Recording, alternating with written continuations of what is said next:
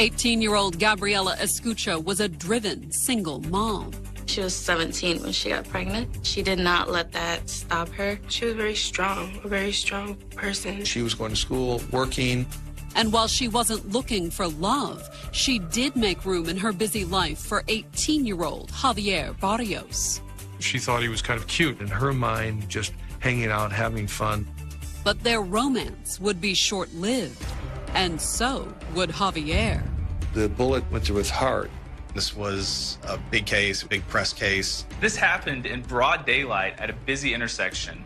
Was it simply a coincidence? Her taste in men seemed questionable. He did have prior incidents of violence. Or did a bad breakup end in murder? She was a cold-blooded, manipulative killer.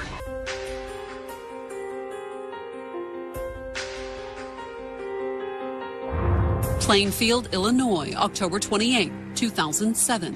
It was after 4 o'clock on a Sunday afternoon in this sprawling Chicago suburb, 45 minutes from the Loop. It's a very typical American suburb. There's a lot of farm history, but a lot of retail development, a lot of housing has sprung up there lately. And even though it was Sunday, the intersection of Route 59 and 135th Street was jammed with cars. Route 59 in Plainfield is one of the busiest streets in Will County, and Sunday afternoon at 4 o'clock was as busy as it can be. However, that Sunday afternoon was anything but typical, because at around 4:40 p.m., motorists waiting for the light to change were startled by a sound coming from the abandoned gas station beside the road. Witnesses heard gunshots, saw a man chasing another man. That alone was enough to shock the motorists sitting at the red light. Everyone from Plainfield would think that they're removed enough from the violence of the inner city. But they were wrong. As the witnesses looked on in horror, the fleeing man collapsed to the ground, and the gunman walked up to where he lay And shot him in the back of the head. By all accounts, it appeared to be execution. And then, after shooting his victim twice in the head at point-blank range, the shooter strolled over to a black sedan parked at the gas station, got into the passenger seat, and casually made his getaway. What stood out was how calmly the car pulled away. They did not speed. However, even as the shooter drove away, police were already en route to the scene, summoned by numerous witnesses horrified by what they had just seen. People don't get shot in Plainfield. People don't get murdered in Plainfield. But whether Plainfield liked it or not, gangs and violence had come to town. And caught in the middle was a local teenager, 18-year-old Gabriela Escutia.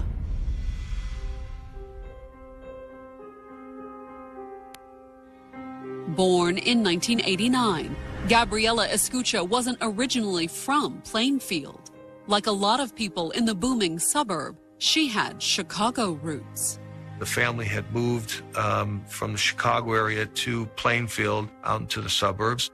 They'd come for more or less the same reasons everyone else did, in search of a quiet, safe place to raise a family. It's a nice suburban community. And Gabriela was a typical suburban kid. Gabriela had a good upbringing. She grew up in a middle-class neighborhood, part of a middle-class family. She was really bright. She did well in school. She was very athletic. She was in basketball and volleyball. She represented her school in a speech competition, and she won second place. And she dreamed of someday going to college. She wanted to become a forensics anthropologist. It appeared that Gabriela had everything going for her.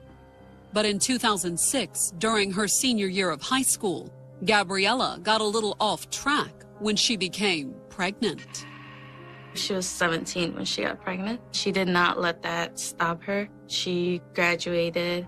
The baby's father didn't stick around, though. He decided not to be in the picture at all. He actually wanted her to have an abortion, but she didn't want that for her daughter, so she made the choice of becoming a single mother. Didn't really matter that her baby's father didn't want to be involved. She knew she had the support of all of us. Once the baby was born in December of 2006, Gabriela was, by all accounts, a devoted mother. She was a good mother, very attentive to her child.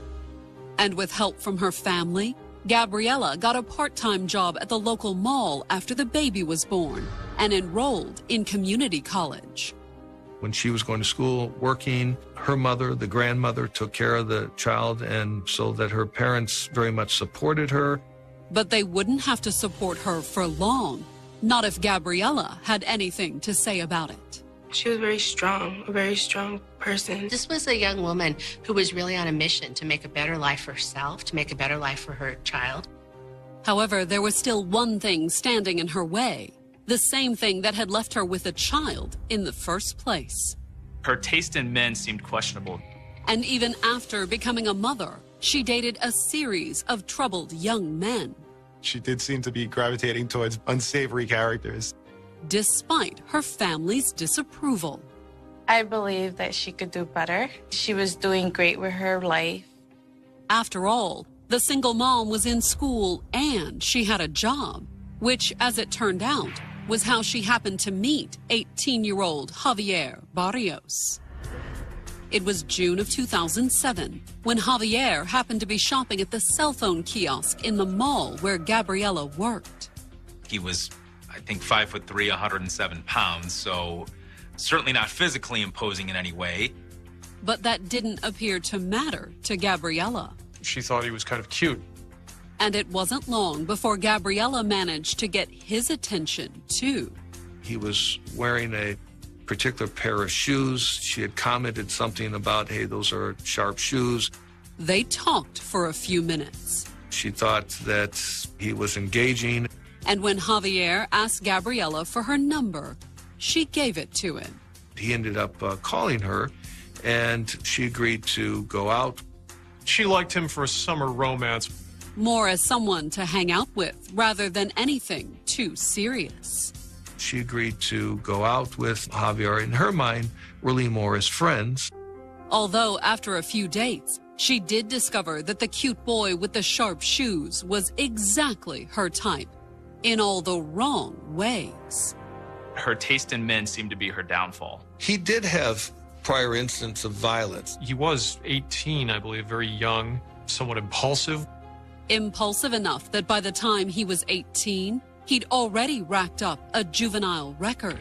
He didn't have any lengthy criminal history. They were minor incidents, mostly. There was an episode where he and I think his brother had gotten into a violent fight with some other people. But they were enough to get him transferred to an alternative school. He was kicked out of the regular school. So, I mean, that's a red flag on him right there. However, despite the red flags, Javier appeared to be a perfect gentleman. He was very nice, very attentive, would bring her lunch while she was at work, things like that. So for much of that June and July, Gabriela and Javier went out, casually. They were kicking it. That's where you're in a dating relationship, but there's no expectation of sex. At least there was no expectation on Gabriela's part. But what about Javier? There was a sense that Javier Barrios may have been more into the relationship than Gabby was. Although after a few weeks of dating, it appeared that she had come around to Javier's way of thinking. At least that's what their families both thought. His family and her family both thought they were boyfriend and girlfriend. His family babysat for her while they went out, and they were accustomed to having her around their home. In fact, by the end of the summer, it looked as if Gabriela and Javier were well past the point of just kicking it. They appeared to be an exclusive boyfriend-girlfriend that summer. But that fall, a fatal encounter in a Plainfield parking lot would leave the police wondering, was their relationship as exclusive as it appeared?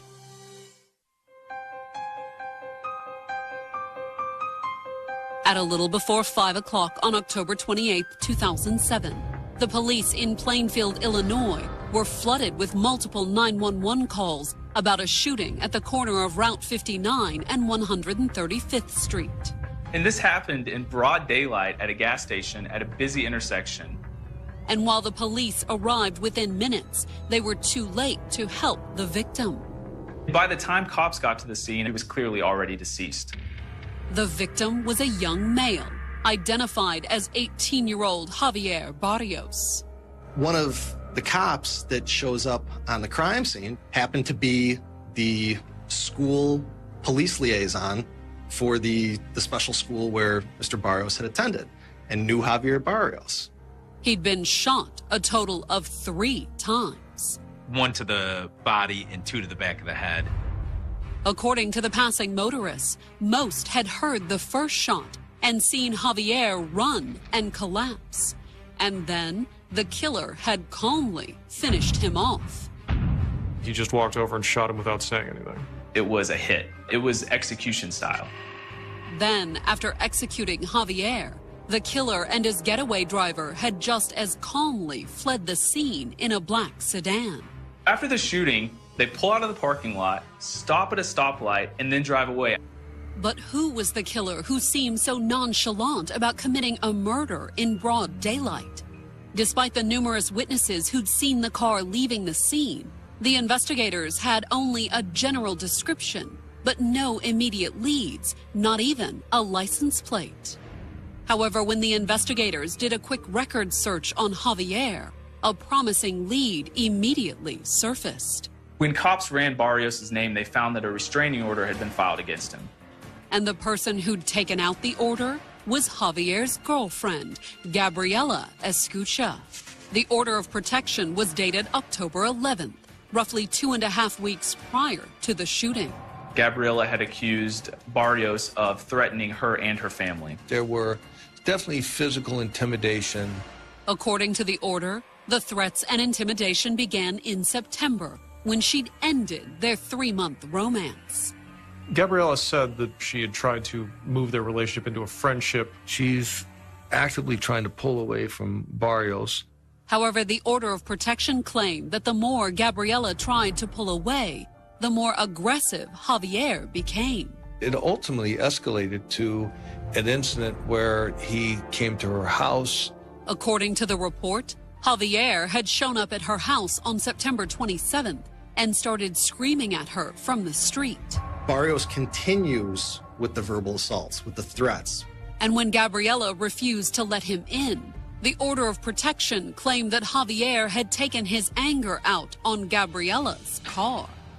He's shooting out windows, he's shooting out headlights. It was only a BB gun, but still. This was in broad daylight. And then when Gabriela had rushed out to stop him from shooting up the car, the order of protection claimed that Javier had turned on her. He had shot her with a BB gun. The report said that Javier had physically assaulted her, too. He slaps her in the face and grabs her throat with both hands and squeezes until she's afraid that she's not going to be able to breathe. And it appeared that the allegations in the order of protection might have been true. When the investigators dug further, they discovered that Gabriela had reported the incident. She had gone to the police.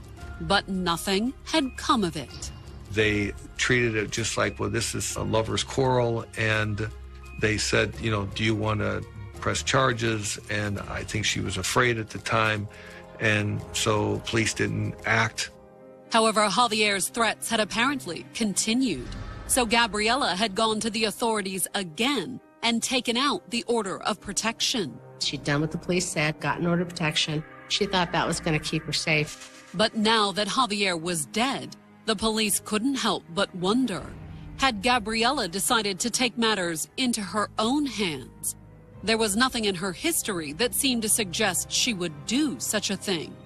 Gabriela seemed to be doing everything she was supposed to be doing. She was a single mother, working, going to school. She had no prior criminal history. She didn't seem like the hard, streetwise type that you would normally expect to wind up in a situation like this. It appeared that Gabriela had everything going for her, but her taste in men. However, for the moment, she was the investigators' only lead. Gabriela was immediately on the short list of people police wanted to speak with. But that Sunday evening, when the investigators went to the address that Gabriela had listed on the order of protection, she was nowhere to be found. Did that mean she was on the run? Or was there an entirely innocent explanation?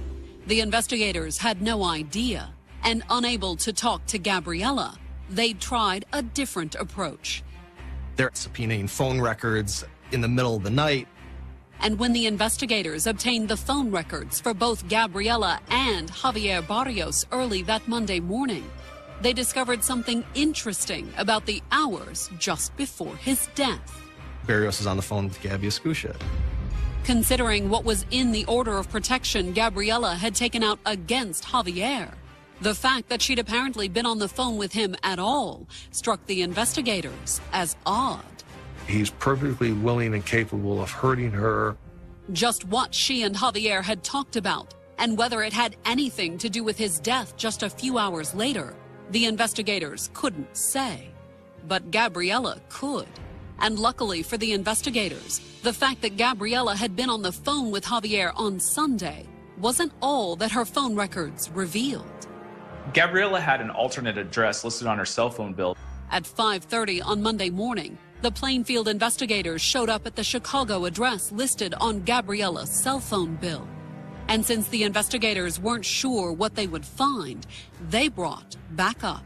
The Plainfield Police Department, the Chicago Police Department. And as the officers approached the house, they noticed something interesting.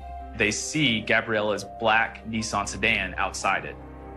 It was a match for the car multiple witnesses had seen fleeing the scene of the shooting. They saw the car pull up to a red light, stop, and then drive away. Suspecting they had found Javier's killer, officers surrounded the house as a pair of Plainfield investigators approached the door. They knock on the door and ask to speak with Gabriela. The person who answered the door indicated that Gabriela was down the hall in a back bedroom. They gave the police permission to come in the house. And that's when the officers waiting outside stormed into the house. There was just policemen everywhere. They found Gabriela asleep in the back bedroom with a young man. They opened their eyes to a police officer with a gun drawn. Not that it was necessarily a new experience for the 18-year-old in Gabriela's bed. His name was Ricardo Gutierrez, and he'd recently gotten out of jail.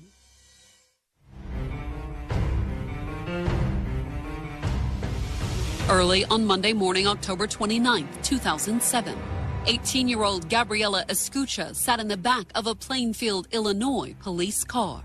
She was quite distraught. I mean, she had been through quite a bit. Hours earlier, on Sunday afternoon, an unknown male assailant had gunned down Gabriela's ex-boyfriend, 18-year-old Javier Barrios, at a busy suburban intersection. By the time cops got to the scene and approached the victim, he was clearly already deceased. It just so happened that Gabriela had recently taken out an order of protection against the dead man. Police checked records and found that order of protection and went looking for her. And when they finally caught up to Gabriela that Monday morning, she wasn't alone. There's a guy asleep in the room with Gabriela. His name was Ricardo Gutierrez, and he was Gabriela's boyfriend. Her heart did belong to Ricardo. Like Gabriela, Ricardo had been born in Chicago, but unlike her, his family had never left the city's south side. Ricardo grew up in a tough, very, very tough neighborhood I'm personally familiar with. Just a tough kid. And much like Javier, the 18-year-old already had a record. He had a checkered past and, had been in trouble as a juvenile. He was in a gang. Not that given her questionable taste in men, Gabriela appeared to mind. She felt very secure and loved in that relationship. And while her family didn't approve, Ricardo was not the guy for her. That had done little to deter Gabriela. Ricardo was the man that she was going to marry. But then fate had intervened, courtesy of the Chicago police. He ended up in that summer of 2007 being incarcerated. Ricardo, I believe, had gotten out of juvenile prison, a month before the killings? In other words, roughly the same time Gabriela had stopped seeing Javier. As soon as Mr. Gutierrez was released from his incarceration, they reunited. The police didn't think that it was a coincidence that the shooting occurred not long after Gabriela got back together with Ricardo. He was a criminal and gangbanger.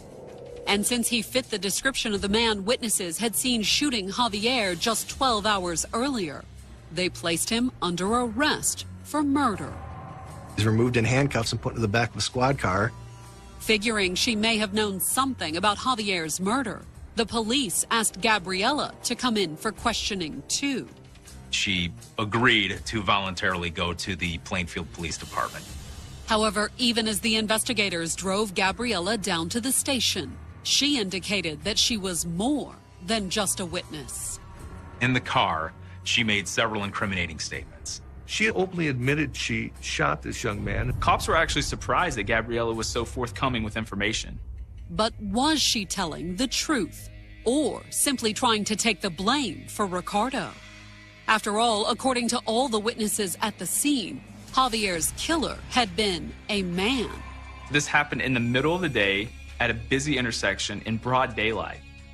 Whatever her reasons, Gabriela appeared anxious to confess once the investigators got her into the interrogation room. She basically spelled it all out for him. According to Gabriela, even though Ricardo had been jailed in the summer of 2007, the young couple had never really given up on each other. She wanted to marry Ricardo. They had plans for a wedding. However, with Ricardo put away, Gabriela had been lonely, which was where Javier came in. Gabby saw Javier as a temporary summer boyfriend while Ricardo was in jail. They became more as a casual dating, in her mind, just hanging out, having fun. But Gabriela said that Javier hadn't seen things quite the same way. I think if he could, he would have had her by his side 24 hours a day. And according to Gabriela, he'd tried to get his way. He had started to become very controlling as far as wanting to dictate her time, where she went, what she did, who she spoke to, even whether she went to school. Gabriela said she had been disturbed by Javier's behavior, that she had tried to break things off. She kept trying to spend time with other people, trying to break off contact with him. But Gabriela told police that the more she had tried to avoid Javier, the more aggressive he had become. He would threaten her. He said, "I could kill you and no one would ever find out." Gabriela claimed that she believed him, too. She was, slapped, kicked, and it ultimately escalated to an incident where he shot her with a BB gun. Gabriela said that Javier also began hanging around the mall kiosk where she worked, basically stalking her. She eventually ended up losing her job because he was coming around harassing her. There was no getting away from it. But in October 2007, Gabriela said that she had finally found a way out. Ricardo, her real boyfriend, had been released from jail. Gabriela picked him up at the gate. Gabriela said that once she reunited with Ricardo, she had explained the situation with Javier. Gabriela may have been looking for not a shoulder to cry upon, but maybe a strong shoulder to lean upon. However, she admitted that she had left out a few key details. She did not tell Ricardo that she was dating Javier while he was locked up. She had told Ricardo that Javier was a stalker, more or less, who was paying unwanted attention to her, and she had never reciprocated that interest. And according to Gabriela, the news had the desired effect on Ricardo. He was angry that Javier was supposedly threatening Gabby. However, Gabriela also said that Ricardo, fresh out of jail himself, had hesitated when it came to confronting Javier. In fact, she claimed the order of protection had been his idea. Ricardo was the one who said to Gabriela, "Hey, let the cops handle it. Let the courts handle it." Although according to Gabriela, the order of protection didn't faze Javier. Far from it, in fact. He told her that the police weren't going to stop him, that an order of protection wasn't going to stop him. Not only did Javier continue to threaten her, Gabriela claimed that he demanded to see her. He's texting her, "Bitch, you better meet me." And if she didn't, according to Gabriela, Javier's threats were terrifyingly specific. Meet with me or I'm going to do terrible things to your child. Gabriela told the police that after months of threats and abuse, she had no doubt that Javier was serious. When he made threats to her in the past, those things always came true. She became absolutely convinced that he would hurt her daughter. And Gabriela said she had been determined to stop him. The police aren't going to protect you, then you have to protect yourself. She just said that she felt as a mother that she had to do something. Not that she had intended to kill him, according to Gabriela. Her intent was to confront Javier, say, look, enough is enough. I'm not putting up with this from you anymore. I don't want to be in a relationship with you. You need to go away, leave me alone. So Gabriela said she had agreed to meet Javier at the abandoned gas station on the afternoon of October 28th. He was under the impression she'd be coming alone. But she hadn't been alone. Ricardo had come with her, although she claimed that hadn't been her idea. Ricardo insisted, hey, let me take care of this.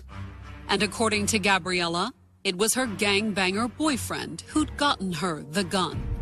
Well, getting a gun for him is probably like getting a bag of chips for a normal person. He and Gabriela decided that she should bring it along for her own protection.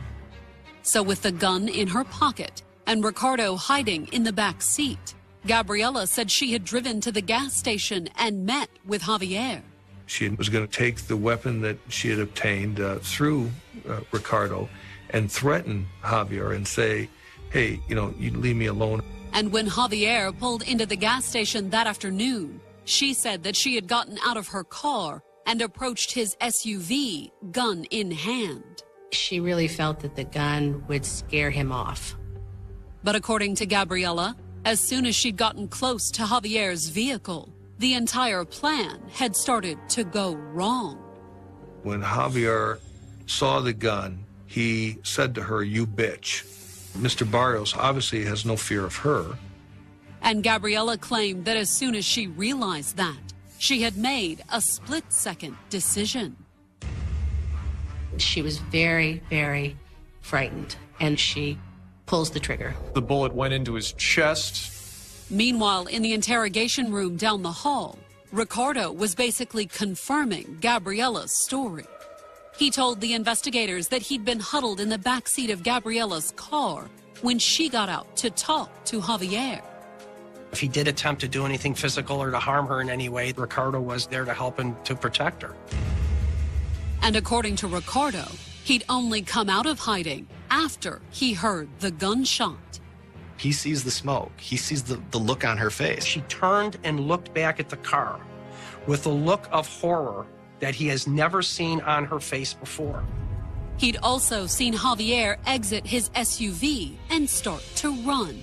He was grabbing towards his waistband. And according to Ricardo, when he saw that, he assumed that Javier had a gun too. Ricardo said that he believed that she was shot. So, according to Ricardo, he'd run to Gabriela, who was struggling with her gun. The semi-automatic handgun that she was using had jammed. Ricardo, not knowing what had happened, grabs the firearm, clears the jam, and reloads the weapon. And then Ricardo said he'd gone after Javier. Meanwhile, Javier was running with the bullet already in his chest. And as the investigators already knew, thanks to the numerous witnesses who'd seen what came next, by the time Ricardo caught up with Javier, he'd already collapsed, brought down by the shot Gabriela fired. He lay on the ground face down. But that hadn't stopped Ricardo. He went over where Mr. Barrios lay, basically helpless, and shot him twice in the head. Like Gabriela, Ricardo said that Javier's threats and abuse had left him no choice. He was somehow claiming that was done in self-defense. Not that the authorities saw it quite the same way. 1 to the body and 2 to the back of the head. It's not self-defense. What she admitted to was first-degree murder. And once the interrogations were over, the police charged both Gabriela and Ricardo with exactly that, first-degree murder. Police had arrests made less than 24 hours after the killing. On March 4th, 2014, 25-year-old Gabriela Escutia stood trial for murder at the Will County Courthouse in Joliet, Illinois. She and Ricardo Gutierrez had both been charged with killing Gabriela's ex-boyfriend, Javier Barrios. This was a big case. It was a big press case. Part of it was due to where Javier had been gunned down in broad daylight, a busy intersection in the upper middle-class Chicago suburb of Plainfield. Something like this is incredibly unusual there. Then there was the fact that it had taken prosecutors almost 7 years to bring the case to trial, thanks to a slew of pretrial motions by the defense. We also filed various motions to suppress the statements that were taken at the station. The defense alleged that the police had no probable cause to arrest them. But in the end, all those motions failed, and now the young single mother was on trial for murder. If you met her outside of this context, you would never in a million years say, oh, that girl shot somebody to death. The same wasn't true of Ricardo, though. Ricardo was a self-admitted gang member. He'd also admitted to shooting Javier twice in the head at point-blank range.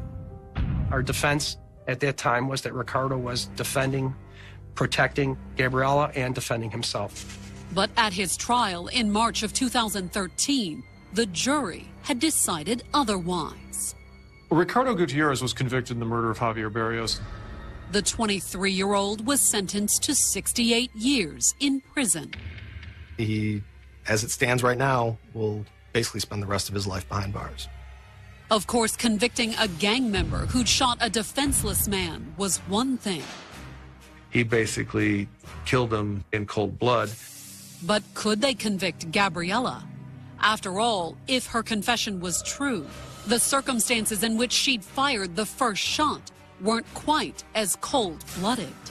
She said he was abusive to her physically, and she was worried for her own safety. But in his open, the prosecutor said that Gabriela's claim that the shooting had been a split-second decision triggered by fear was a flat-out lie. They lured him there to shoot him. That was their plan. In fact, the prosecutors claimed that Gabriela had no reason to fear Javier, because according to the prosecutors, there'd been no threats and no abuse. And they put several members of Javier's family on the stand to back up those claims. His family members, they never witnessed any form of abuse and had seen Gabriela around him very frequently. And according to the prosecutors, it was no coincidence that the subject of Javier's abuse only came up once Ricardo was out of jail. She did not want Ricardo to know that she was dating him. She had told Ricardo that Javier was a stalker. However, the prosecutors said there was one flaw in Gabriela's plan to hide the fact that she'd been dating while Ricardo was in jail. What if Javier and Ricardo talked and Ricardo learned the truth? According to the prosecutors, the answer had been obvious. She needed him gone. So the prosecution claimed that Gabriela had come up with a plan to get rid of Javier for good. She also manipulated Ricardo into believing that they had to shoot Javier Barrios. However, Gabriela admitted that she'd fired the first shot. And according to testimony from the medical examiner that conducted the autopsy, that made her Javier's killer. The bullet that Gabi fired went through his heart. The shot to his heart was going to kill him. He was going to die from that. And then the second shot from Gutierrez is what actually ended his life. Finally, the prosecutors wrapped up their case by putting the investigator who'd interviewed Gabriela on the stand. In his testimony, he pointed out to the jury a tiny detail in her statement: what she'd been wearing on the afternoon of the shooting. She had one glove. Why just one? So she would get fingerprints on that handgun. And according to the prosecution, that proved Javier's murder had been premeditated. I described Gabriela as a cold-blooded, manipulative killer. When the defense presented their case, they didn't dispute that Gabriela had fired the first fatal shot. Both the defense and the state more or less agreed on what actually happened. But the defense insisted that Gabriela's abuse claims were painfully real. A judge is not going to issue an order of protection willy-nilly. This is a case of self-defense. And to prove their case, the defense put 2 domestic violence experts on the stand, both of whom testified that Gabriela had been traumatized after months of abuse at Javier's hands. She was suffering from post-traumatic stress disorder based on the domestic violence that she'd experienced. And according to the experts, Gabriela had truly believed that meeting Javier had meant life or death, even if she hadn't really been in physical danger. She was afraid at the time that she shot him. She wasn't angry. The experts also claimed that Gabriela's post-traumatic stress disorder was evident in her bizarre behavior immediately after the shooting. She was somebody who was really sort of in a fog. Which, according to the experts, explained the strangely unhurried manner in which she fled the scene. After the incident, Gabby drove away rather calmly. She stopped at a stoplight. You just murdered somebody. I mean, who cares about running a red light? And then, on March 7th, the defense called the one witness best qualified to speak to Gabriela's state of mind on the afternoon of the shooting. She had to testify in her own defense. What we felt is that, really the jury has to get to know Gabi Escutia. On the stand, Gabriela described the months of physical and psychological abuse that she'd allegedly suffered at Javier's hands. Whenever she didn't go along, his response would be some sort of intimidation, some sort of threat, some sort of violence. So Gabriela said she had agreed to meet Javier, hoping she could get him to back off. Everybody said all along that the whole idea was to scare him. But Gabriela told the court that when she realized that Javier wasn't scared, she'd done the only other thing she could think of to keep her and her daughter safe. She came to the conclusion that he's not going to stop. There's nothing that is going to stop him unless I shoot him. It seemed very calm and measured. It appeared to be sincere. And Gabriela appeared just as sincere when she said that fateful decision had haunted her for the past 7 years. She was incredibly remorseful and sad about how things had gone and wished that she had been able to figure out something different. But Gabriela also told the court that after thinking it over for all those years, she knew that she was innocent of murder. She came to some sort of peace about what had happened. She felt she might have been justified in her actions. On March 12, 2014, the jury announced that it had reached a verdict in the trial of Gabriela Escutia. The 25-year-old single mother had admitted to gunning down 18-year-old Javier Barrios in 2007. The state, in essence, has a full confession that she, in fact, did fatally shoot Javier Barrios. Although the defense claimed that Gabriela's actions had been justified. According to her testimony, their short 4-month relationship had been marred by abuse. The whole defense is battered women syndrome. The prosecution had dismissed those claims, though. Instead, they argued that Javier's murder had been premeditated. They tried to portray it as she's just this calloused, killer. He's unarmed, you bring a gun and wear a glove to keep from getting fingerprints on that gun. It's kind of hard to prove a self-defense case with those circumstances. Not that the prosecutors were feeling all that confident when the jury filed back into the courtroom after only 4 hours of deliberation. I am always nervous when a jury is out, so it's hard to be optimistic at that point. Across the aisle, Gabriela's defense team was guardedly optimistic. To me, there's a world of difference between somebody who picks up a weapon because they want to keep themselves safe and a person who picks up a weapon because they want that person dead. I thought the jury might see it as more a manslaughter. I was just hoping for the best. But I'm pretty sure in the back of the mind, all of us, we were preparing for the worst. But would they need to be? No one knew exactly what to expect when the verdict was read. Gabby was convicted of first-degree murder. Gabriela's reaction was subdued. She didn't cry or gasp out. She sat there very stoically. But her friends and family were outraged. I really thought that the juror would take into consideration everything that this man had put her through.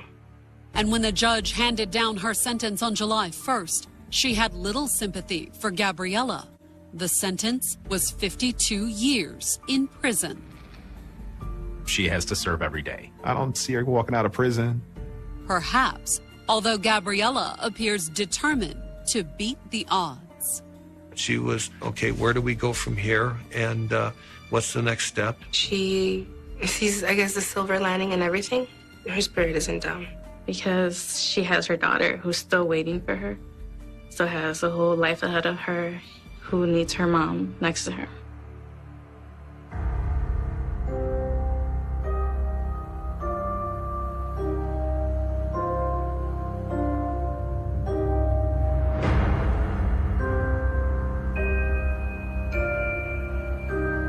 The road between Canicat and Agrigento looked almost deceptively peaceful in the first light of September. High Miet, in Nangon Chen, Trum Chen Mi, the Sicilian countryside was only beginning to wake. Fields stretched toward low hills, interrupted by occasional clusters of trees and long ribbons of asphalt that carried commuters toward another ordinary working day. At around 7 o'clock that morning, one small Ford Fiesta moved steadily along State Road SS 640.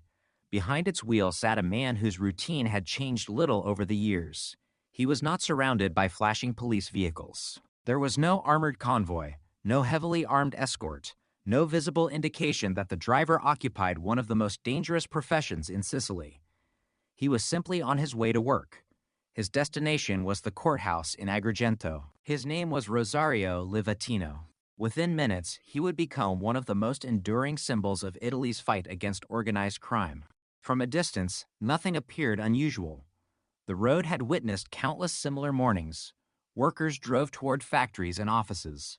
Farmers prepared for another day in the fields. Business owners opened their shops. The rhythm of daily life continued with quiet predictability. Yet hidden within that ordinary landscape was a carefully prepared plan that depended entirely on routine. Those responsible already knew which road Livatino would take. They knew he would be alone. They knew approximately what time he would arrive. They understood that consistency, one of the virtues of a disciplined public servant, could also become a vulnerability. The vehicles began following the judge.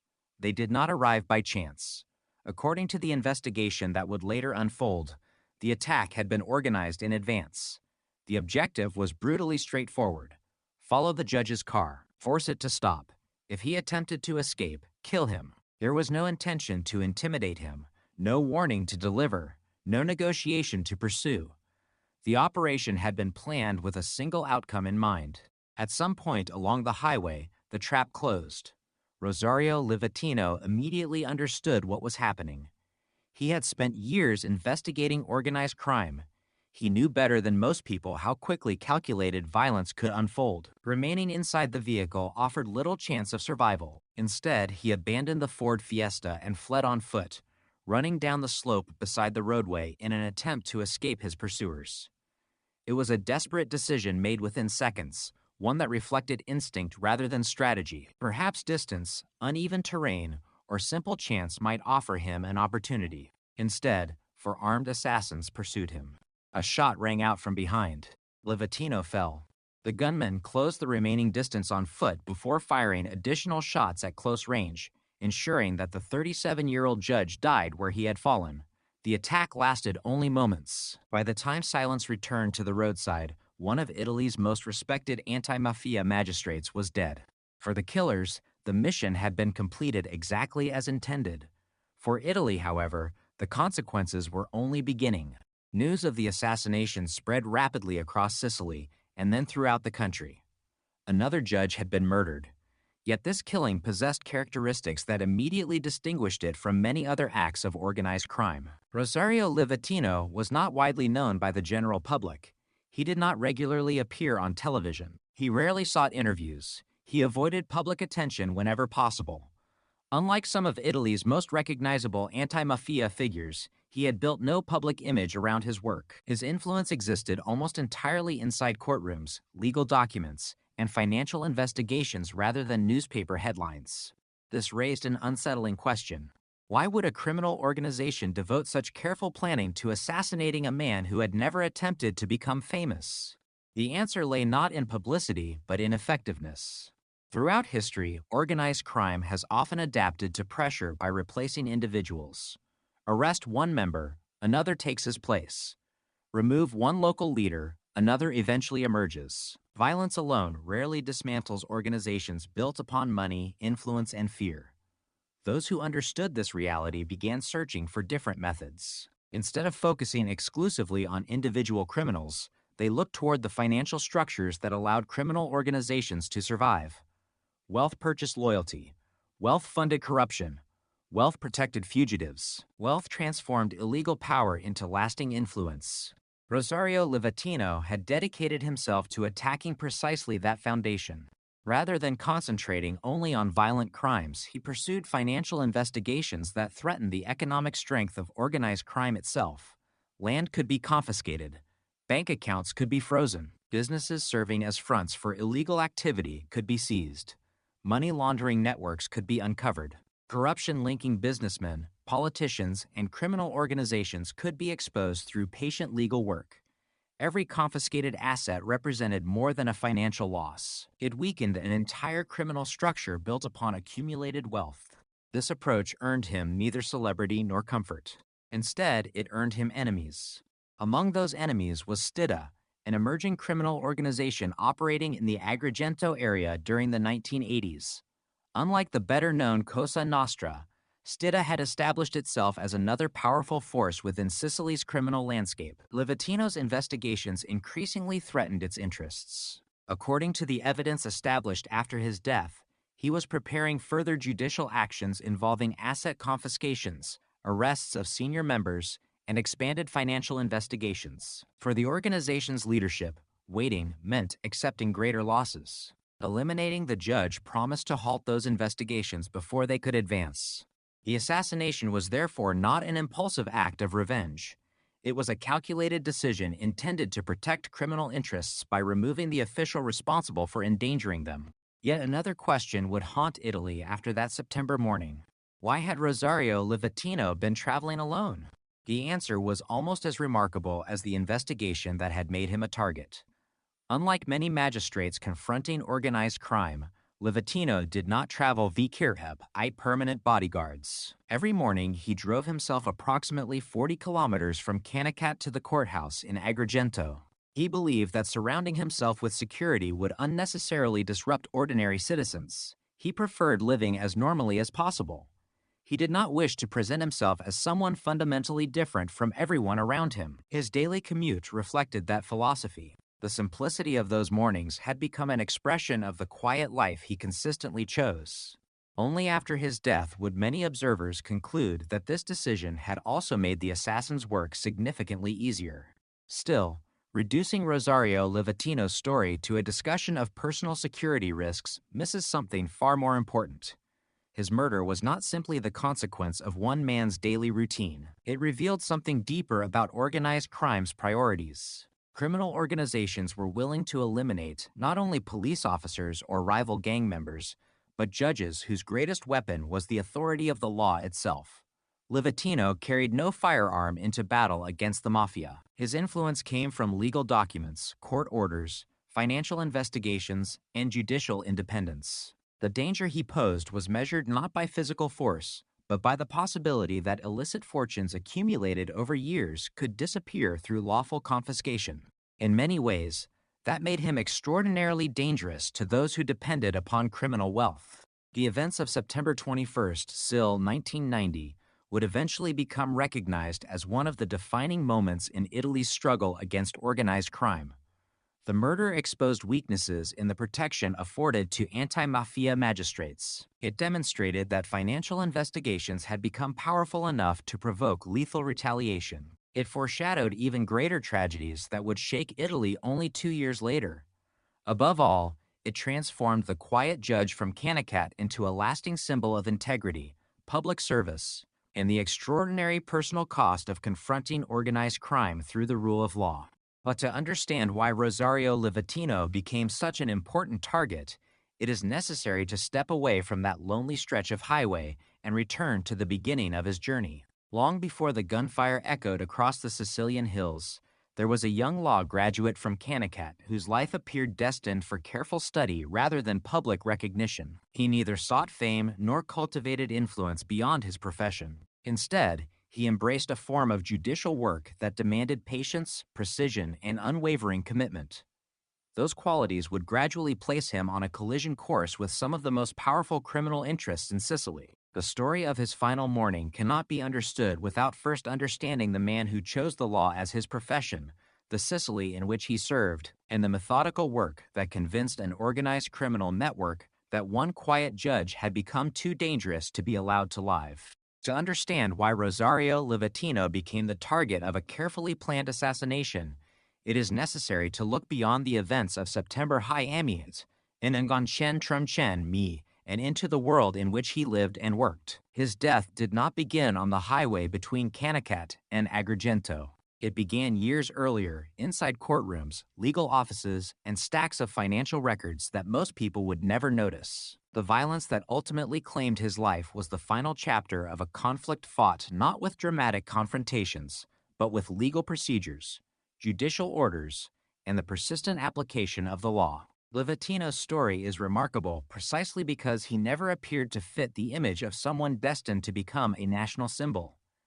He was neither a charismatic public figure nor a celebrity magistrate. His strength came from discipline, consistency, and an unwavering commitment to the responsibilities of his office. Those quiet qualities would eventually make him one of the most respected anti-mafia judges in Italian history. Rosario Livatino was born on October by Nengancen Trum Mihai in the Sicilian town of Kannakat. It was a community deeply rooted in the traditions of Sicily, a region whose beauty had long existed alongside difficult social realities. During Livatino's lifetime, Sicily was known not only for its rich history and culture, but also for the enduring influence of organized crime. For generations, criminal organizations had embedded themselves into various aspects of economic and social life, creating systems of power that extended far beyond acts of violence alone. Although ordinary citizens continued with their daily lives, the presence of organized crime formed part of the wider environment in which institutions, businesses, and communities operated. Growing up in Kannakat meant growing up in a place where the rule of law and the influence of criminal organizations often existed in uneasy proximity. After completing his early education, Livatino pursued the study of law at the University of Palermo. He graduated in 1975, earning the qualifications necessary to begin a career within the Italian judicial system. His choice of profession reflected a commitment to public service rather than personal prestige. Law, at its highest ideal, exists to protect fairness, accountability, and justice even when those principles become difficult to uphold. For Livatino, the courtroom would become the place where those ideals were tested daily. At only 26 years old, he became a judge, assuming responsibilities that demanded not only legal expertise, but also independence, impartiality, and courage. Few professions require individuals to make decisions that can profoundly affect powerful interests. Judges occupy precisely such a position. Their authority comes not from physical force, but from society's collective agreement that laws should apply equally to everyone. In places where organized crime seeks influence, that principle inevitably creates conflict. The Sicily of the 1980s presented exactly such a challenge. During that decade, Sicily had become the scene of intense competition among multiple criminal organizations. The best known was Cosa Nostra, whose name had become synonymous with the Sicilian mafia across much of the world. Alongside it operated Stida, an emerging criminal organization that had established a significant presence in the Agrigento area. In addition to these groups, numerous local criminal networks pursued their own interests. The result was a landscape in which organized crime represented not a single unified entity, but multiple organizations competing for power, influence, and economic control. These groups depended upon considerable financial resources to sustain their operations. Wealth-financed criminal enterprises strengthened internal loyalty, expanded influence, and enabled corruption. Money allowed organized crime to endure even when individual members were arrested or imprisoned. Because of this, financial strength became just as important as physical violence. Understanding that reality would ultimately define Rosario Livatino's judicial approach, many prosecutors and judges understandably concentrated their efforts on investigating murders, violent offenses, and the individuals who committed them. Such cases naturally attracted public attention because violence leaves visible victims and immediate consequences. Livatino, however, increasingly focused on another dimension of organized crime.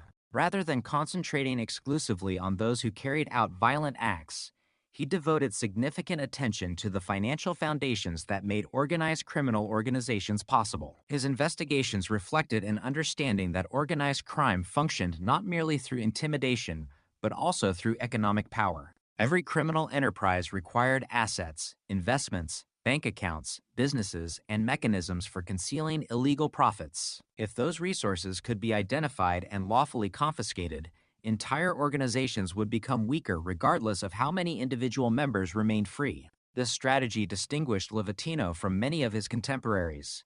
He pursued the confiscation of land connected to organized crime. Property represented more than real estate. It symbolized wealth, influence, and long-term investment. Removing such assets directly affected the economic capacity of criminal organizations. He also authorized measures to freeze bank accounts, preventing criminal proceeds from being freely transferred or used to finance additional activities. Financial restrictions disrupted operations that depended upon access to large sums of money. Another important aspect of his work involved the seizure of front companies. Businesses established to disguise illegal activities or launder criminal profits could appear entirely legitimate from the outside. By identifying and confiscating these enterprises, judicial authorities attacked the infrastructure that allowed organized crime to integrate illicit wealth into the legal economy. Livatino further investigated money laundering itself, recognizing that criminal organizations relied upon complex financial transactions to conceal the origins of illegal income. Without effective laundering mechanisms, the economic benefits of organized crime became far more difficult to preserve. His work also extended to investigations involving corruption between businessmen, politicians, and organized criminal groups. Such cases reflected the understanding that organized crime often sought influence beyond direct criminal activity, attempting to establish relationships capable of protecting or expanding its interests. Each of these investigative approaches shared a common principle. Rather than simply responding to crimes after they occurred, they sought to weaken the structures that enabled organized crime to continue operating. Every confiscated asset represented a tangible loss. Every frozen account restricted financial flexibility. Every seized company removed another instrument through which illegal wealth could circulate. Collectively, these legal actions inflicted significant economic damage upon criminal organizations, costing them millions of lira. Such losses naturally generated hostility. Organized crime has historically demonstrated a willingness to defend its financial interests with violence whenever other methods fail. Livatino's growing effectiveness therefore placed him in direct opposition to individuals whose power depended upon preserving those assets.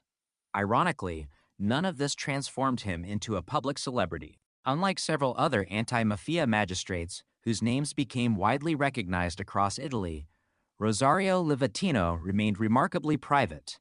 He did not actively seek interviews with journalists. He avoided public appearances whenever possible. He never attempted to cultivate a public image or present himself as the face of a movement. He did not write books describing his work or his philosophy. Nearly all of his attention remained focused on fulfilling his judicial responsibilities. His reputation spread primarily within legal and institutional circles rather than through television or newspapers.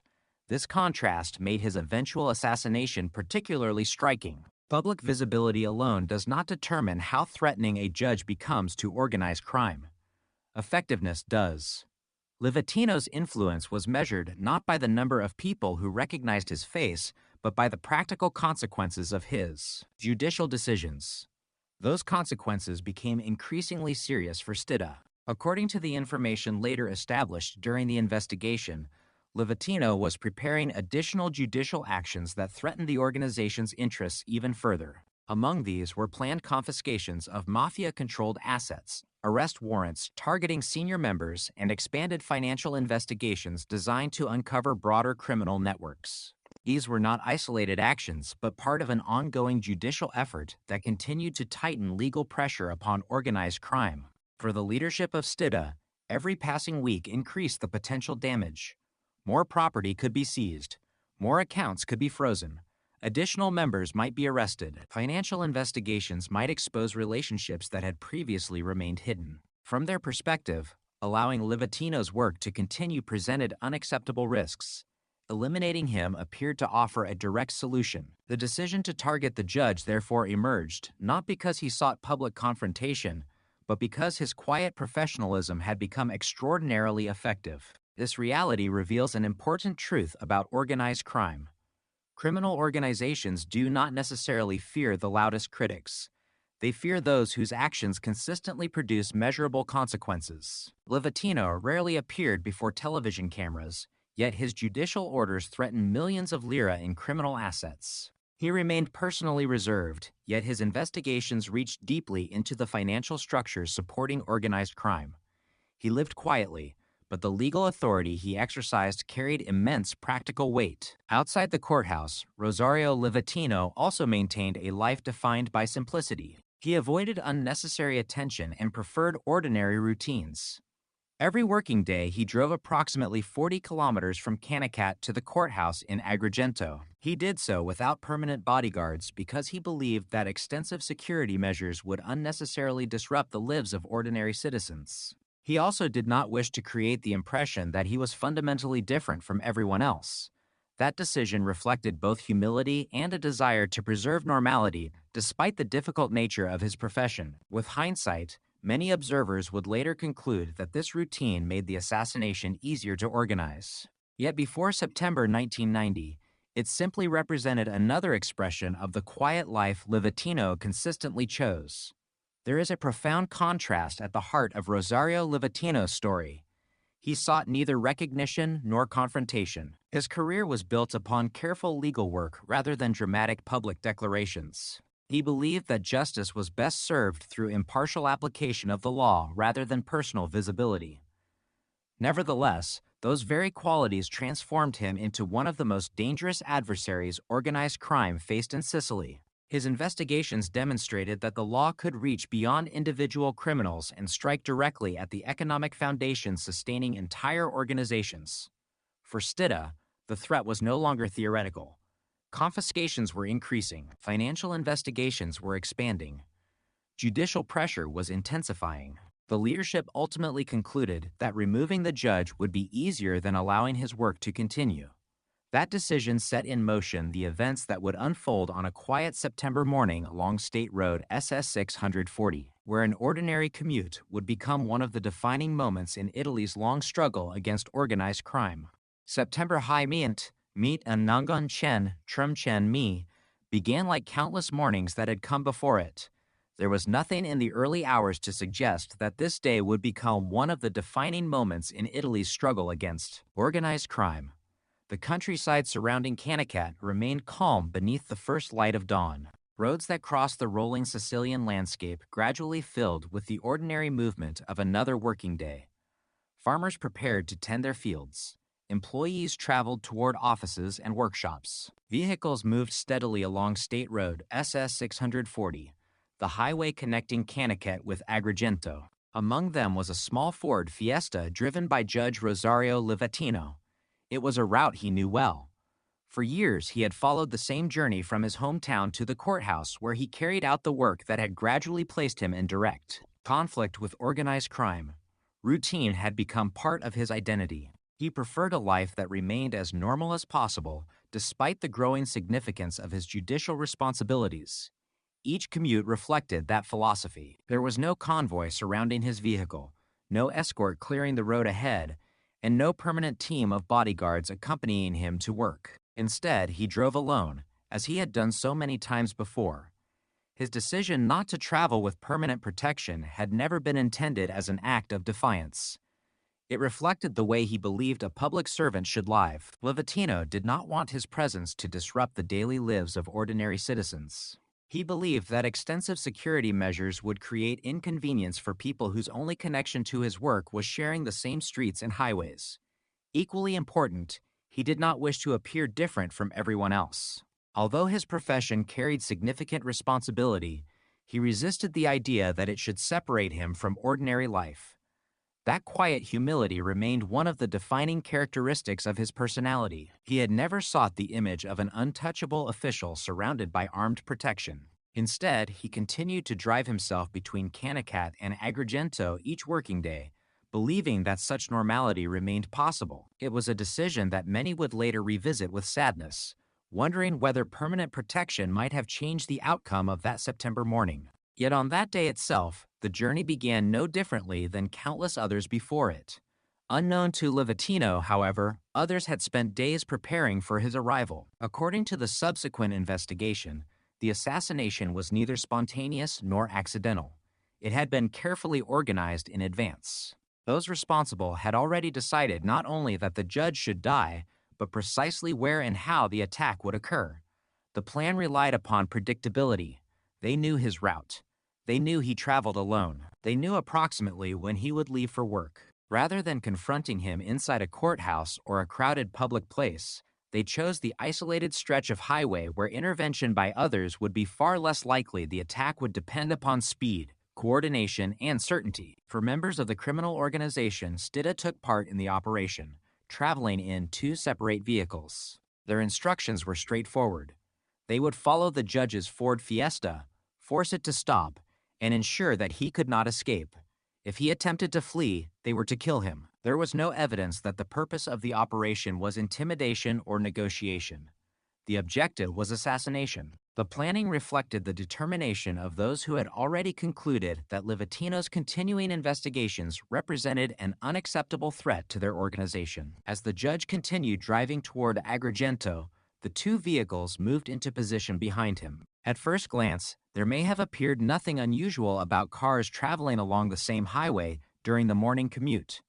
Roads naturally bring strangers together for brief moments before they continue towards separate destinations. Yet these vehicles shared a common purpose.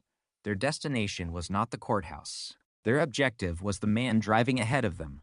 The distance between hunter and target gradually closed. Somewhere along State Road SS 640, the carefully prepared plan entered its final stage. The assassins forced Livatino's vehicle to stop. The exact sequence unfolded rapidly, leaving almost no time for reflection. For a judge who had spent years confronting organized crime through legal means, the situation became immediately clear. He understood that this was not an attempted robbery, nor an ordinary roadside confrontation. He recognized the danger confronting him.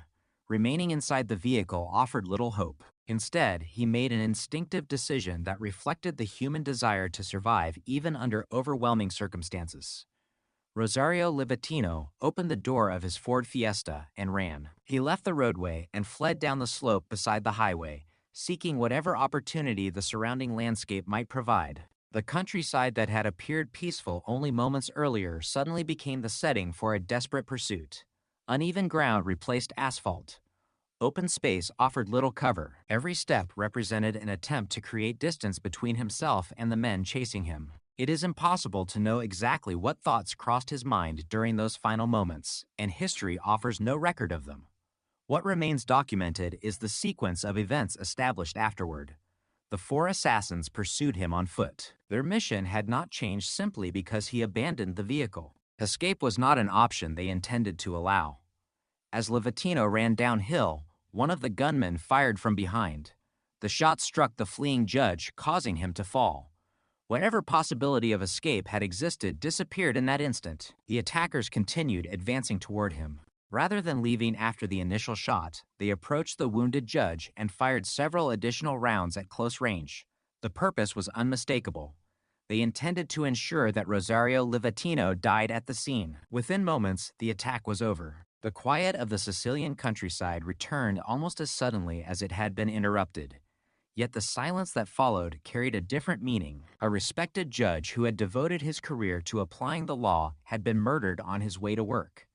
His body remained on the hillside beside the road he had traveled so many times before. The Ford Fiesta, abandoned during his final attempt to escape, stood as a stark reminder of how quickly ordinary routine had been transformed into irreversible tragedy. The assassination itself was remarkably brief. Years of judicial work had led to an attack lasting only minutes. The contrast illustrates one of the defining characteristics of organized crime when it seeks to eliminate perceived threats.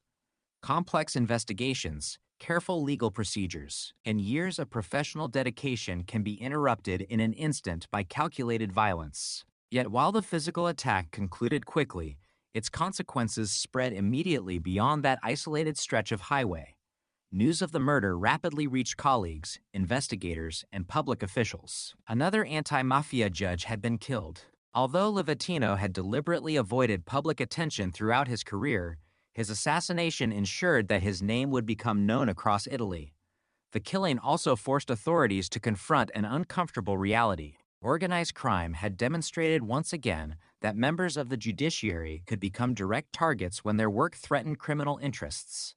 Livatino had not been murdered because of public speeches or political activity. He had been murdered because of judicial decisions carried out within the framework of the law. His investigations into confiscating land, freezing bank accounts, seizing front companies, examining money laundering, and uncovering corruption had struck at the financial foundation upon which criminal organizations depended. Those legal measures had proven sufficiently effective that eliminating the judge appeared, from the perspective of Stida's leadership, preferable to allowing his work to continue. In that sense, the attack revealed far more than the vulnerability of one individual.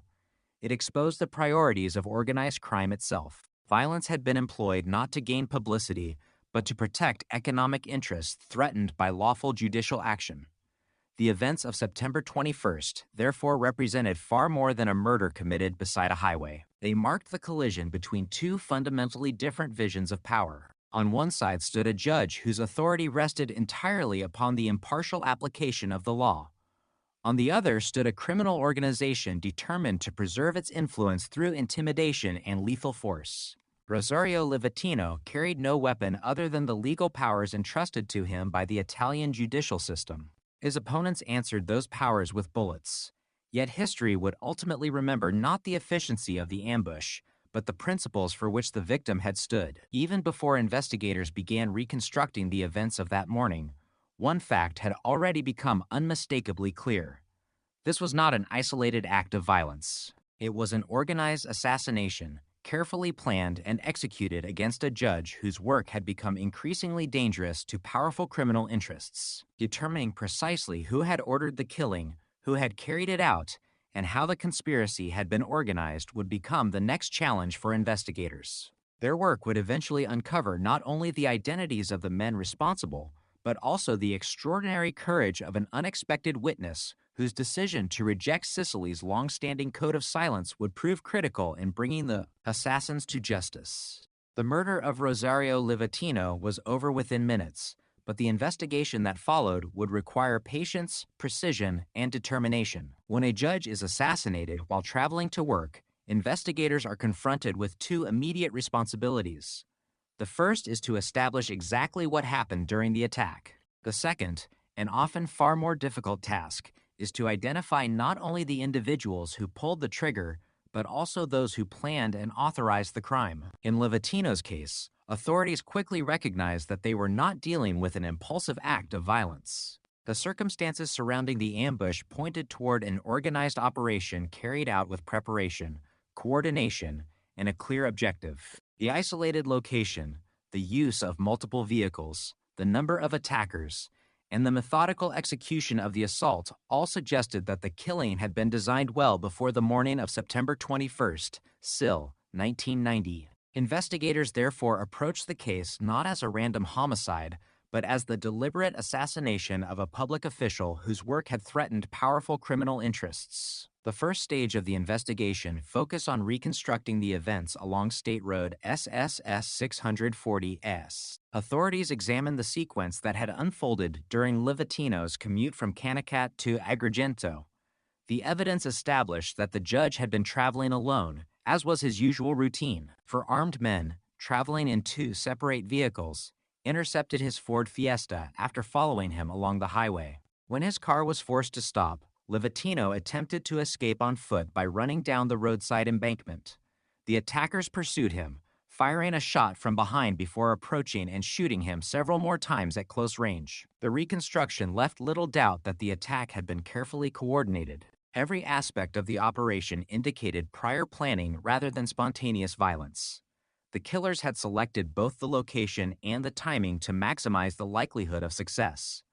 Such preparation inevitably raised another question. How had the attackers known precisely where and when to strike? As investigators continued their work, they concluded that Rosario Livatino had been under observation before the murder. The assassination had not relied upon chance. His daily movements had been monitored over a period of time, allowing those responsible to identify the consistent pattern of his morning commute. That routine, which Livatino had maintained because he wished to live as normally as possible, had provided the predictability necessary for the ambush. The investigation therefore established that surveillance had preceded the attack by several days. This finding further reinforced the conclusion that the murder had been organized with considerable care. Every detail pointed toward an operation authorized at a level beyond the individual gunmen themselves. Attention soon turned toward identifying the criminal organization responsible. Given Livatino's judicial work, investigators naturally examined the possibility that the killing had been ordered by groups affected by his anti-mafia investigations. His career had increasingly focused on confiscating criminal assets, freezing bank accounts, seizing front companies, investigating money laundering, and exposing corruption involving businessmen, politicians, and organized crime. Those efforts had inflicted substantial financial losses upon criminal organizations operating in the region. The question was not whether Livatino had enemies. His work had inevitably created many. The challenge lay in determining which organization had decided that eliminating the judge had become preferable to allowing his investigations to continue. The investigation ultimately identified the organization responsible as STIDA, the emerging criminal group operating in the Agrigento area. Evidence established that the 4 men who carried out the attack belonged to this organization. More importantly, investigators concluded that the assassination had not been conceived independently by the gunmen. The decision to murder Rosario Livatino had been approved by the leadership of STIDA. This distinction carried enormous significance. Organized crime often functions through hierarchical decision-making, particularly when targeting public officials. An assassination of a judge represents far more than an individual act of violence. It carries legal, political, and operational consequences capable of attracting enormous law enforcement attention. Such an attack would not ordinarily be undertaken without authorization from those directing the organization. The investigation therefore revealed a conspiracy extending beyond the immediate participants at the crime scene. Establishing organizational responsibility, however, represented only one part of the challenge. Like many investigations involving organized crime, the case faced an obstacle deeply rooted within Sicilian society. For decades, criminal organizations had benefited from a powerful cultural phenomenon commonly known as omerta, often described as the code of silence. Under this unwritten rule, witnesses frequently refused to cooperate with authorities even when they possessed valuable information. Fear of retaliation, concern for personal safety, and the belief that speaking to law enforcement could have devastating consequences combined to discourage testimony. Investigators understood that solving crimes connected to organized crime often depended not only upon physical evidence but also upon whether anyone was willing to break that silence. In many cases, witnesses simply looked away, convincing themselves that survival required remaining uninvolved. Against that background, one individual made a decision that would profoundly influence the investigation. His name was Pietro Nava. Nava was not a police officer, a prosecutor, or another judge. He was a businessman who happened to be traveling along the same road when Rosario Livatino was attacked. By circumstance rather than intention, he became one of the few people capable of providing investigators with direct information about what had occurred. In situations involving organized crime, witnessing such an event can become life-changing. A person who sees too much may suddenly find himself confronting an impossible choice. Remaining silent may preserve personal safety, but leave a crime unresolved. Speaking openly may assist justice while exposing oneself to enormous danger. Pietro Nava chose the second path. Rather than remaining silent, he contacted the police and cooperated with investigators. He provided information concerning the attack and identified the individuals responsible. His willingness to come forward distinguished him from what had often been expected under the tradition of omerta. It represented an extraordinary act of civic responsibility in an environment where silence had frequently protected organized crime more effectively than violence itself. Nava's cooperation did not end with his initial statement. He later appeared in court as a witness, giving testimony that became one of the decisive elements supporting the prosecution's case. In doing so, he accepted consequences that extended far beyond the courtroom. Because of the danger associated with testifying against organized crime, Pietro Nava could no longer continue living as he had before. The state placed him under protection. He adopted a new identity. The ordinary life he had known effectively came to an end. Friends, routines, and familiar surroundings became part of a past that could not safely be reclaimed. His decision illustrates one of the less visible costs associated with confronting organized crime. Justice sometimes depends not only upon investigators and judges, but also upon ordinary citizens willing to accept extraordinary personal sacrifices. Nava's experience serves as a reminder that witnesses who choose truth over silence often pay a profound price even when they have committed no crime themselves. His testimony proved invaluable because it strengthened the chain of evidence connecting the assassination to those responsible. Organized crime cases frequently involve carefully planned operations intended to minimize direct evidence. Perpetrators understand the importance of avoiding unnecessary exposure. Consequently, reliable eyewitness testimony can become critically important when combined with the broader investigative findings. In Livatino's case, Nava's identification of the attackers significantly reinforced the conclusions already emerging from the investigation. It transformed the prosecution's case from suspicion into a far more comprehensive reconstruction of responsibility. Investigators were now able to present a clearer picture of the conspiracy. For members of Stida had carried out the murder. The organization itself had authorized the operation. Surveillance had been conducted before the attack.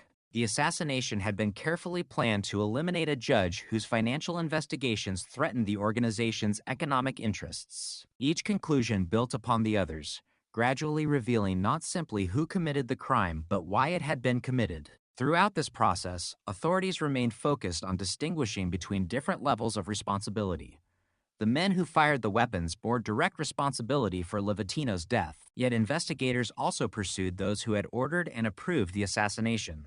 Organized crime depends upon chains of command, and the investigation sought to hold accountable not only the individuals who executed the plan, but also those whose decisions had made the murder possible. This broader approach reflected the understanding that justice requires confronting criminal organizations as systems rather than merely punishing individual acts of violence. The investigation therefore became an extension of the very philosophy Rosario Livatino had embraced during his judicial career. Just as he had looked beyond isolated crimes to expose the financial structures sustaining organized crime, investigators looked beyond the shooters to uncover the organizational decisions that produced the assassination. Their work demonstrated that even carefully planned attacks could be reconstructed through methodical investigation and the willingness of witnesses to cooperate. Although organized crime sought to conceal responsibility behind fear and silence, the combination of investigative persistence and Pietro Nava's testimony steadily dismantled that protection. The murder had been intended to halt the work of a judge who believed in the rule of law.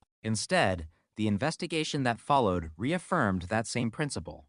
As evidence accumulated, prosecutors gained the foundation necessary to bring those responsible before the courts. The forthcoming trial would determine not only the fate of the 4 assassins, but also that of the individuals identified as having authorized the killing. For Rosario Livatino's family, colleagues, and the broader Italian judicial system, the proceedings represented an opportunity to demonstrate that even the calculated murder of a judge would not remain beyond the reach of justice. The road to accountability had begun with careful investigative work, but it had advanced decisively because one ordinary citizen refused to remain silent when silence would have been easier. That choice became one of the defining turning points in the pursuit of justice for Rosario Livatino.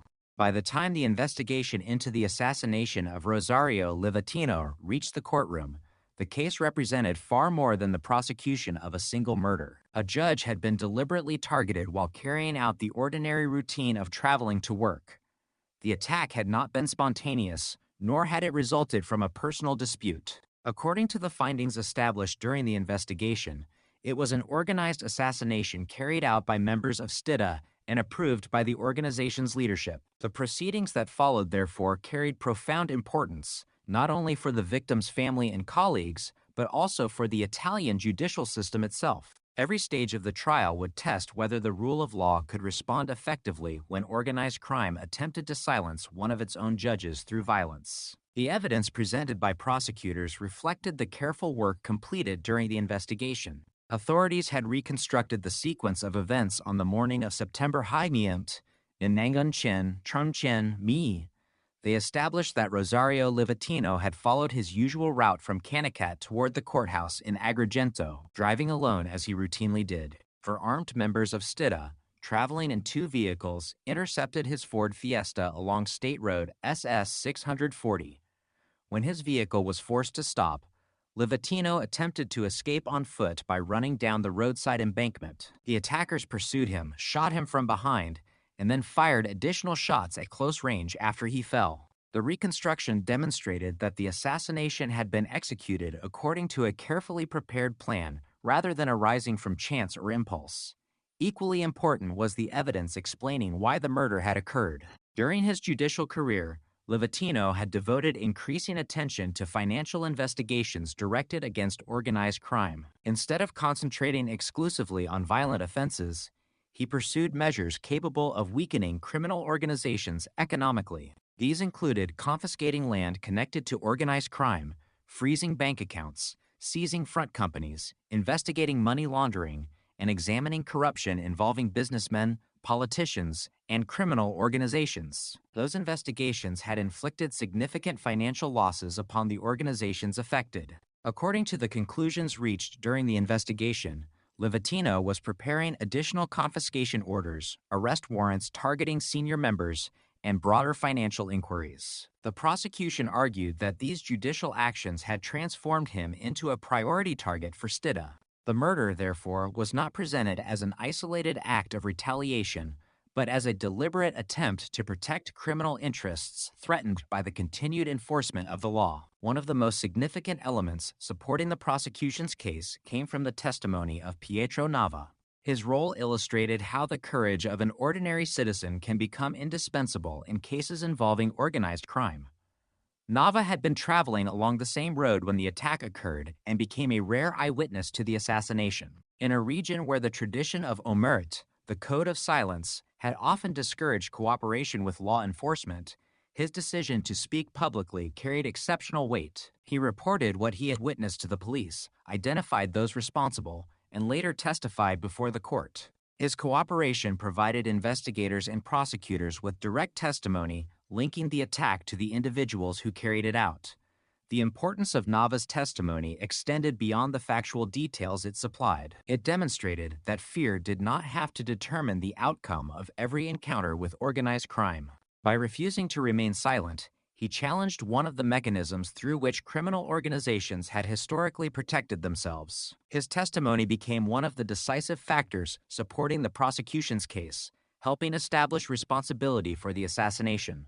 The personal cost of that decision was immense. Because he had testified against organized crime, Nava entered state protection, adopted a new identity, and left behind the life he had previously known. Although he was not the victim of the assassination, his experience revealed another dimension of the price sometimes paid by those who assist justice.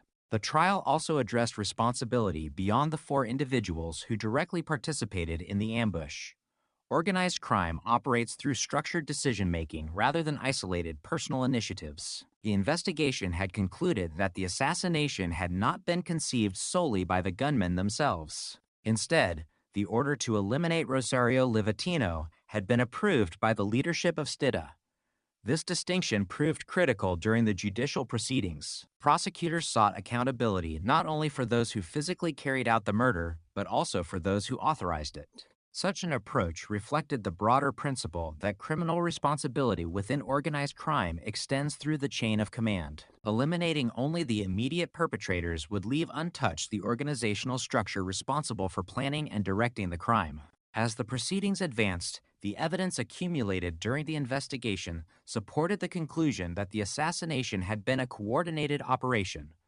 Surveillance of Livatino's daily routine had taken place before the attack. The isolated location had been selected deliberately. Multiple vehicles had been used to intercept his car, for armed men had participated in the operation. These facts collectively demonstrated preparation, coordination, and intent. They reinforced the prosecution's argument that the murder formed part of a calculated effort to remove a judge whose legal work posed a growing threat to organized crime's financial interests. Ultimately, the judicial process resulted in convictions for those responsible. The direct participants in the assassination were found guilty. Those identified as organizers and individuals responsible for authorizing the murder were likewise convicted. The sentences imposed reflected the exceptional gravity of the crime. Numerous defendants received severe prison terms, including several life sentences. These judgments represented the legal system's formal recognition that the assassination of Rosario Livatino had been an organized attack upon both an individual, judge, and the integrity of the judicial system itself. The verdicts carried significance beyond the punishment of individual offenders. They demonstrated that even crimes carefully planned by organized criminal organizations could be investigated, prosecuted, and brought before the courts. The assassination had been intended to eliminate a magistrate whose work threatened the financial foundations of organized crime. Instead, the judicial response reaffirmed the principle that organized violence would not exempt perpetrators from legal accountability. While no conviction could restore Rosario Livatino's life, the proceedings ensured that those responsible did not escape justice. Yet the trial also highlighted the broader reality that justice in such cases is never achieved through legal institutions alone. It depends upon investigators willing to pursue complex conspiracies, prosecutors capable of presenting evidence with precision, judges committed to applying the law impartially, and witnesses prepared to tell the truth despite considerable personal risk. Pietro Nava's decision to reject omerta became an essential part of that process. His testimony illustrated that the effectiveness of the legal system often relies upon the courage of ordinary individuals who choose responsibility over fear. In many respects, the courtroom proceedings reflected the same values that had guided Rosario Livatino throughout his career. He believed that organized crime should be confronted through lawful procedures rather than through vengeance or spectacle. His work focused on applying existing legal tools carefully and consistently, demonstrating confidence in the institutions of justice even when confronting powerful criminal organizations.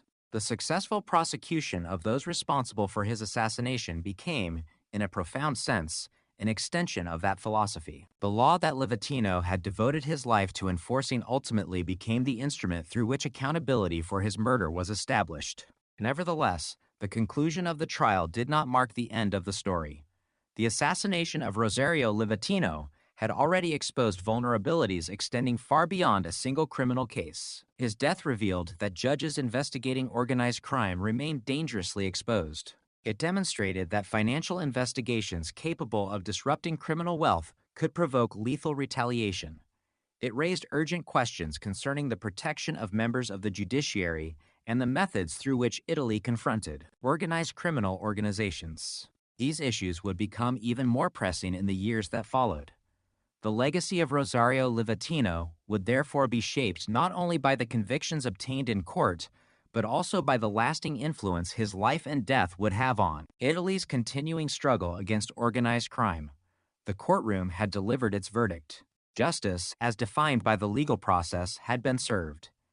Yet the deeper significance of the case would continue to unfold long after the final sentences were pronounced, transforming Rosario Livatino from a respected local magistrate into an enduring symbol of integrity, judicial independence, and unwavering commitment to the rule of law.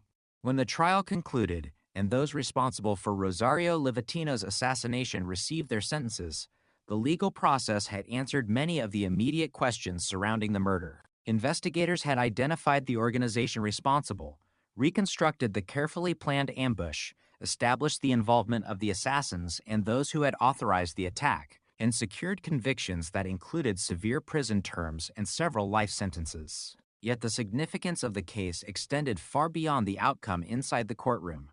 Some crimes become defining moments not simply because of their brutality, but because they force an entire nation to confront uncomfortable truths about its institutions, its vulnerabilities, and the sacrifices required to defend the rule of law.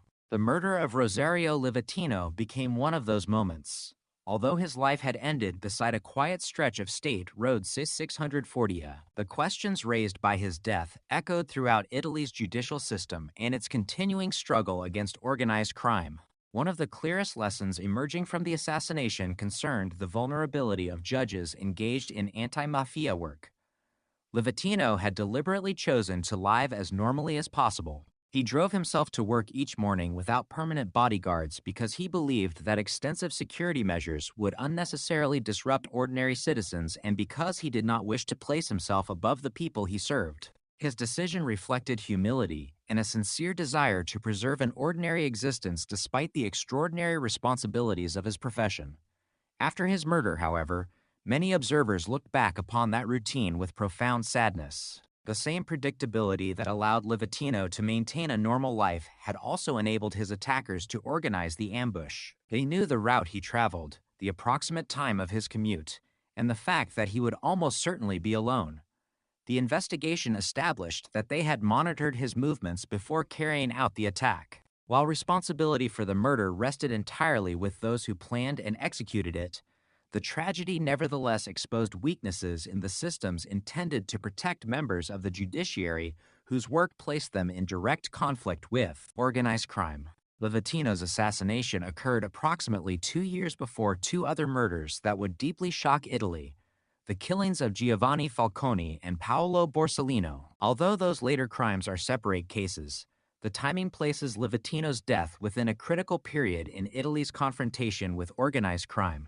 His assassination demonstrated, even before those later tragedies, that criminal organizations were fully prepared to murder judges when judicial investigations threatened their interests. The danger was not hypothetical. It was immediate, deliberate, and carefully organized. Organized crime had shown that it regarded independent judges not merely as legal opponents, but as obstacles to be removed through lethal violence if necessary. The murder therefore served as an unmistakable warning about the risks faced by those responsible for enforcing the law against powerful criminal organizations. At the same time, the case revealed something equally important about the changing nature of anti-mafia investigations.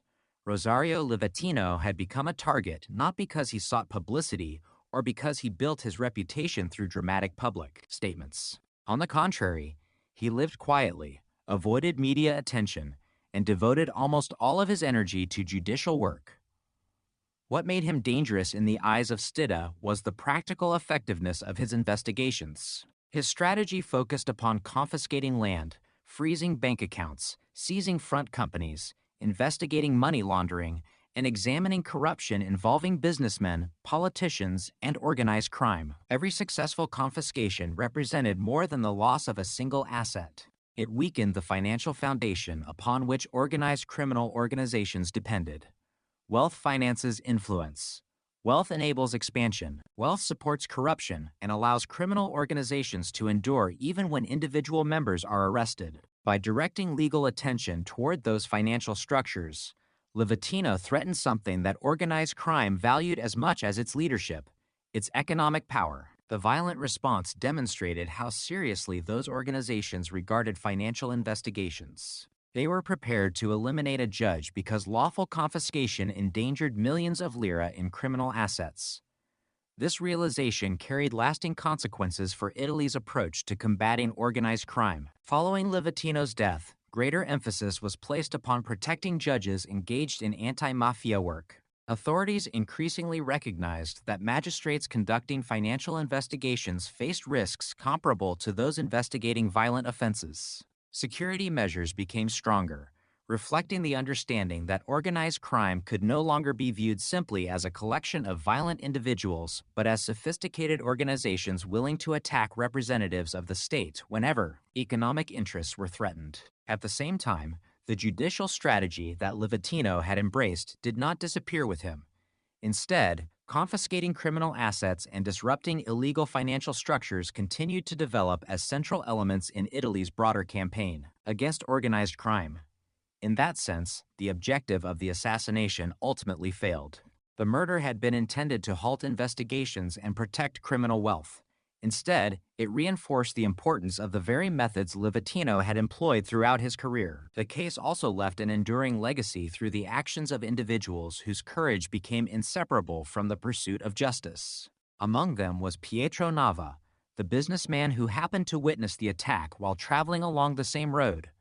His decision to reject omerta, the long-standing code of silence associated with organized crime, became one of the defining moments of the investigation. By identifying the killers and testifying in court, Nava demonstrated that ordinary citizens could play an essential role in challenging criminal organizations despite enormous personal cost. His cooperation required him to abandon his previous life, adopt a new identity, and live under state protection. Although history often remembers judges, investigators, and prosecutors, Livatino's case also reminds us that justice frequently depends upon witnesses prepared to accept extraordinary sacrifices in defense of truth. Without such decisions, even the most determined investigations may struggle to overcome the barriers created by fear.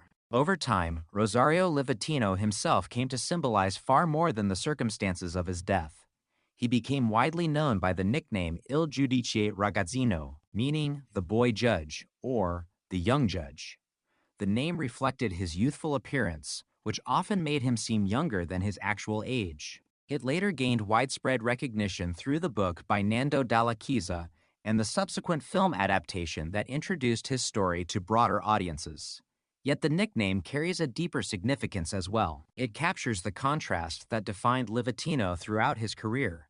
He did not project the image of an imposing public figure. He did not cultivate celebrity or political influence.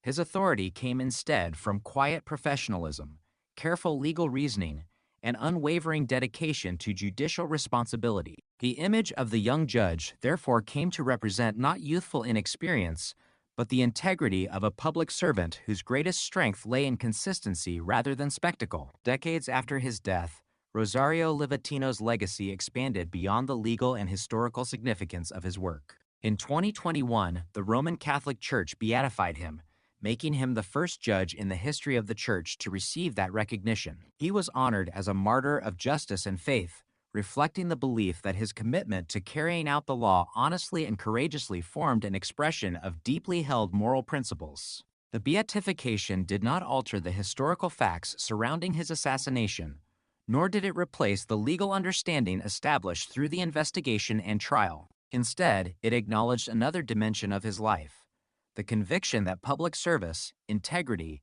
and fidelity to justice possess moral significance extending beyond professional obligation. For many people, Livatino's life came to embody the idea that the pursuit of justice requires not only legal knowledge, but also personal courage and unwavering ethical commitment. Looking back today, it is striking how little Rosario Livatino appeared to seek recognition during his lifetime. He did not pursue public acclaim.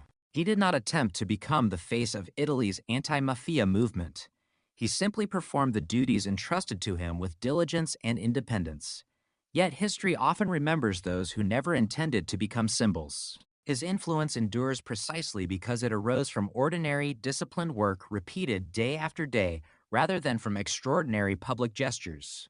Each confiscated property, each frozen account, each investigation into money laundering, and each effort to expose corruption reflected confidence that the law could reach even those who believed themselves untouchable. Those legal actions ultimately cost him his life, but they also demonstrated that organized crime feared the impartial application of justice as much as any weapon directed against it. The image with which this story began remains difficult to forget: a solitary Ford Fiesta traveling along a familiar Sicilian highway during the early hours of an ordinary September morning. Nothing about the scene suggested that it would soon become part of Italian history. Rosario Livatino was not marching toward a battlefield. He was simply driving to work, intending to spend another day fulfilling the responsibilities of his office. His opponents understood that the documents awaiting his signature, the investigations progressing under his supervision, and the assets subject to lawful confiscation threatened their organization more profoundly than public speeches or dramatic confrontations ever could. That is why they chose to silence him. Yet in the years that followed, it became increasingly clear that they had failed in a more fundamental objective. They succeeded in taking his life, but they did not erase the principles for which he stood. His assassination strengthened awareness of the dangers confronting anti-mafia judges, reinforced the importance of financial investigations against organized crime, encouraged greater protection for members of the judiciary, and left behind an enduring example of integrity in public service. Rosario Livatino's story is therefore remembered not simply because he was murdered, but because of the life that preceded that final morning. He demonstrated that justice is often advanced not through dramatic moments of heroism, but through patient, methodical work carried out with honesty and independence. In confronting organized crime, he relied not on violence but on the authority of the law. His greatest weapon was neither fame nor force. It was the quiet determination to apply justice equally, regardless of the power or influence of those standing before it. That determination ultimately transformed a reserved judge from Canicat into one of Italy's enduring symbols of judicial courage, reminding future generations that the rule of law depends upon individuals willing to defend it, even when the personal cost becomes immeasurable.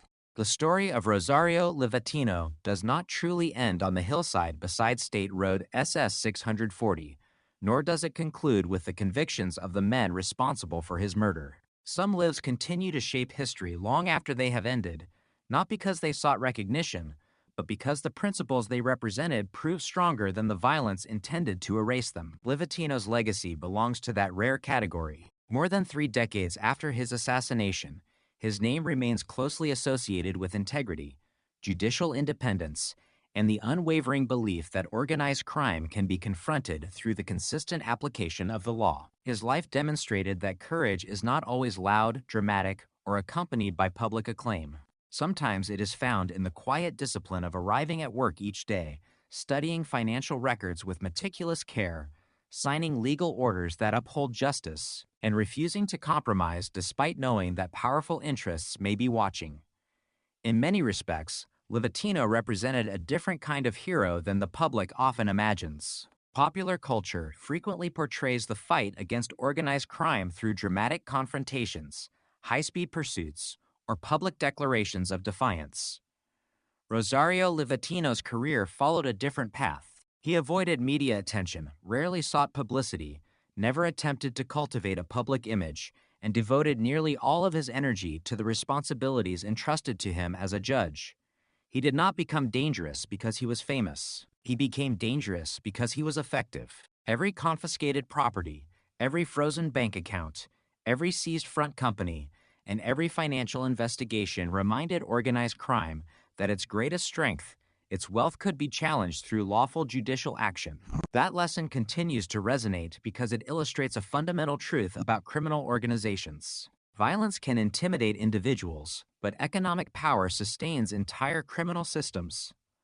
Livatino understood that attacking illegal wealth weakened organized crime in ways that arrests alone often could not. His work showed that justice could strike not only at the visible perpetrators of crime, but also at the financial structures that allowed criminal organizations to survive and expand. The fact that Stida chose to eliminate him before he could complete further investigations demonstrated how seriously they regarded that strategy. Ironically, the assassination intended to stop those methods ultimately reinforced their importance. Rather than abandoning financial investigations after his death, Italy continued to develop asset confiscation and financial enforcement as essential pillars in the fight against organized crime. In that sense, Livatino's work outlived those who believed they could silence it. Another enduring aspect of his legacy lies in the example he set through his personal character.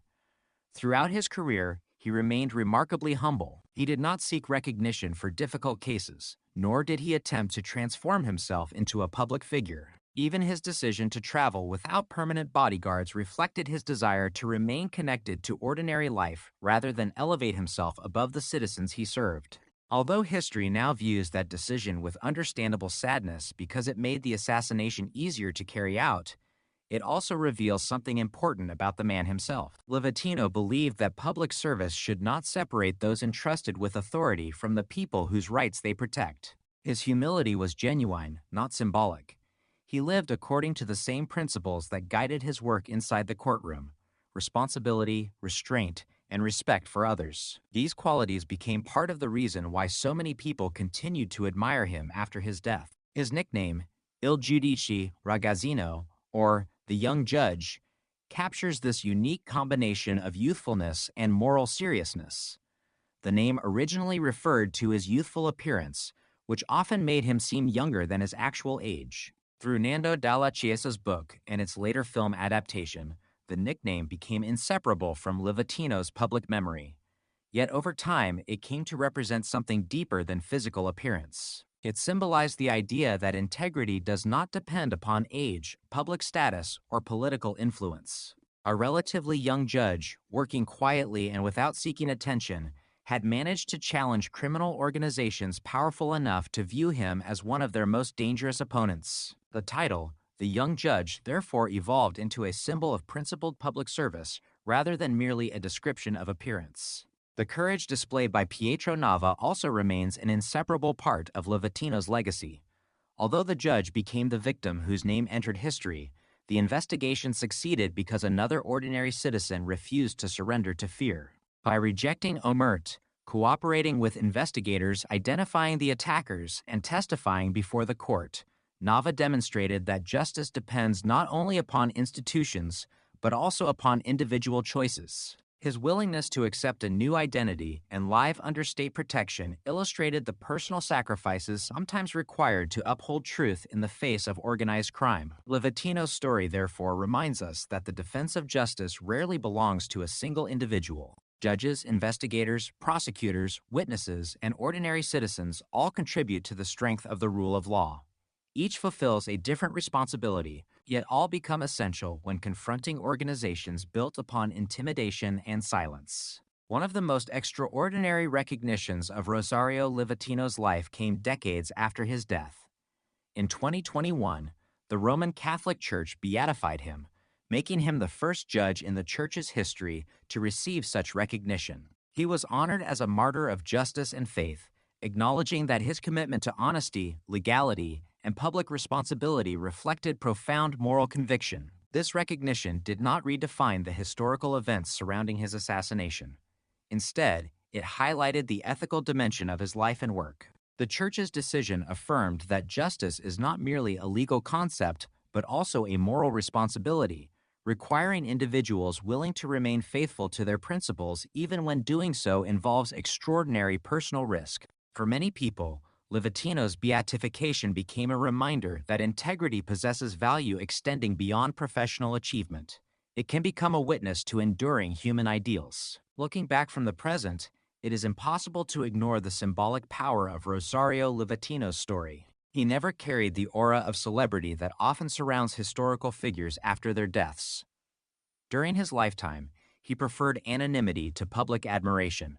Yet history frequently grants its greatest honors to those who never sought them. Today, Livatino is remembered not because he desired recognition, but because his conduct embodied qualities that remain essential to every society governed by law: honesty, impartiality, humility, perseverance, and courage. His life serves as evidence that the strength of democratic institutions ultimately depends upon individuals prepared to fulfill their duties faithfully, regardless of personal consequence. Every generation confronts different challenges to justice, but the principles underlying Livatino's work remain remarkably constant. Organized crime may change its methods, financial systems may become more sophisticated, and criminal networks may evolve with changing technology, yet the fundamental importance of independent judges, careful investigations, financial accountability, and courageous witnesses continues unchanged. Livatino's career reminds us that protecting the rule of law requires more than legislation alone. It requires people willing to enforce those laws fairly, patiently, and consistently, even when doing so invites hostility from those who benefit from corruption and violence. Perhaps the most enduring image of Rosario Livatino is not the tragedy of his final moments, but the quiet routine that preceded them. Every morning, he entered his Ford Fiesta and drove the familiar road toward Agrigento, intending to spend another ordinary day performing his judicial responsibilities. There was no audience watching, no expectation that history would remember the journey, and no indication that his daily work would one day become a symbol recognized across Italy. That ordinary routine reveals something profoundly important about courage. It is often expressed not through exceptional acts performed once in a lifetime, but through ordinary acts repeated faithfully day after day. Livatino continued applying the law because he believed that justice deserved consistency rather than convenience. He continued investigating financial crime because he understood its importance. He continued serving despite the dangers surrounding his profession because he viewed those responsibilities as inseparable from the office he had accepted. In the end, the men who murdered Rosario Livatino succeeded only in ending a single life. They did not destroy the ideals that motivated his work. They did not prevent the continued use of financial investigations against organized crime. They did not silence the witnesses who chose to speak, nor did they erase the respect earned through years of principled service. Instead, the assassination transformed a reserved judge from Canicat into one of Italy's lasting symbols of justice. His legacy continues to remind us that the law derives its true strength not from fear or force, but from the integrity of those entrusted to uphold it. Rosario Livatino's story endures because it asks a timeless question of every society. When confronted by intimidation, corruption, and violence, will justice remain merely an ideal, or will there always be individuals willing to defend it with quiet determination? Through his life, his work, and the sacrifice that ultimately defined his place in history, Rosario Livatino answered that question with unwavering conviction. Every true crime story eventually arrives at a point where the investigation is complete, the evidence has been examined, the verdicts have been delivered, and history appears to have reached its conclusion. Yet the most enduring cases never truly end. They continue to ask questions long after the courtrooms have emptied and the headlines have faded. The assassination of Rosario Livatino is one of those cases. It is remembered not because of the brutality of the crime alone, but because it revealed a timeless conflict between two opposing visions of power. One relied upon fear, violence, and the accumulation of illegal wealth. The other rested upon law, accountability, and the belief that justice must remain independent regardless of the influence or intimidation exercised by those who seek to undermine it. More than 30 years have passed since the morning of September 21st, SIL 1990, yet the story continues to resonate precisely because the values at its center remain relevant.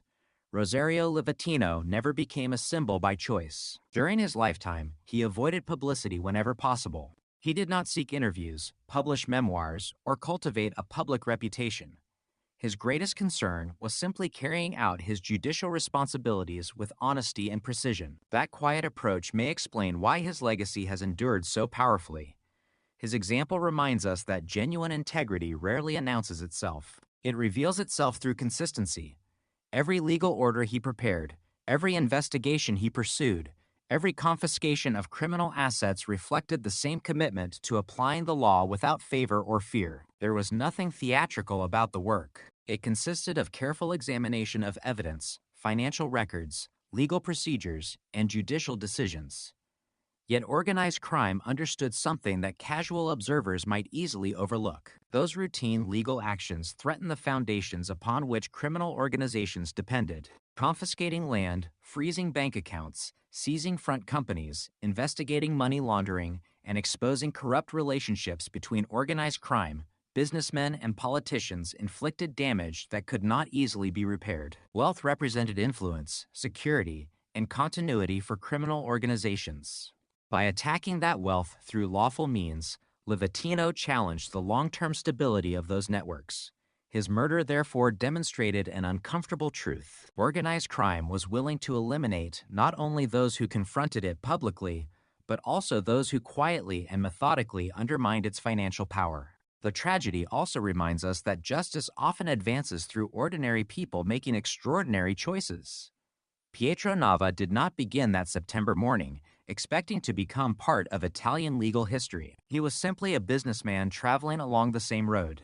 Yet when he witnessed the assassination, he faced a decision that countless others before him had confronted under the shadow of omerta. Remaining silent might have preserved the life he knew. Speaking to investigators meant accepting uncertainty, danger, and irreversible personal sacrifice. He chose cooperation. He identified the attackers, testified before the court, and ultimately entered witness protection under a new identity. His decision illustrates that the rule of law depends not only upon judges and investigators, but also upon citizens willing to reject fear when fear appears to offer the easier path. Without such individuals, justice risks becoming an ideal that exists only on paper. With them, it becomes a living principle capable of overcoming intimidation. Livatino's assassination likewise changed the way Italy viewed the protection of anti-mafia magistrates. His death exposed vulnerabilities that could no longer be ignored. A judge responsible for investigations threatening organized crime had been able to travel alone along a predictable route, allowing assassins to prepare a carefully organized ambush. The consequences of that realization extended beyond one individual case. Greater attention was directed towards safeguarding members of the judiciary whose work placed them in direct conflict with organized criminal organizations. Although stronger security measures could never erase the loss already suffered, they reflected an institutional recognition that defending justice also requires protecting those entrusted with administering it. Equally significant was the continued importance of the investigative strategy that had made Livatino such a dangerous adversary in the eyes of Stidda. Rather than abandoning financial investigations after his assassination, Italy continued to strengthen the use of asset confiscation and economic investigations as fundamental tools against organized crime. In a profound irony, the very methods the assassins sought to stop became even more firmly established after his death. Their attempt to silence one judge ultimately reinforced confidence in the effectiveness of the approach he had championed. His legacy therefore survived not only through memory, but through the continued evolution of legal practice itself. The beatification of Rosario Livatino in 2021 added another dimension to his enduring influence. As the first judge in the history of the Roman Catholic Church to be declared blessed, he came to be recognized as a martyr of justice and faith. Regardless of personal religious belief, that recognition reflects the extraordinary respect earned through a life devoted to honesty and public responsibility. It acknowledges that his work as a judge represented more than technical legal expertise.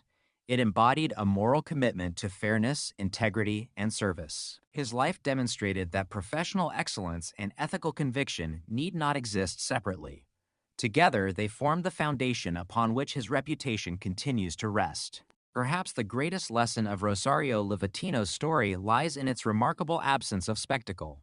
He was never presented as an invincible hero. He possessed no extraordinary powers beyond the authority granted to him by the law. He drove an ordinary car, followed an ordinary commute, and spent his days performing work that often unfolded quietly inside offices and courtrooms rather than before television cameras. Yet history repeatedly reminds us that lasting change is frequently produced by such ordinary dedication rather than dramatic moments of public attention. Livatino's influence grew not because he sought recognition, but because he consistently fulfilled his responsibilities regardless of the risks involved. That consistency became stronger than violence. Today, his name is remembered alongside the broader struggle against organized crime in Italy because it represents something that criminal organizations have always found difficult to overcome: incorruptible integrity. Money can purchase influence. Violence can spread fear. Intimidation can silence many voices. But integrity, once demonstrated through a lifetime of principled conduct, often outlives those who attempt to destroy it. Rosario Livatino's assassins succeeded only in ending his life. They failed to erase the example he left behind. The legal principles he defended continued to shape anti-mafia strategy. The witness who refused silence helped secure justice. The judicial system continued pursuing those responsible.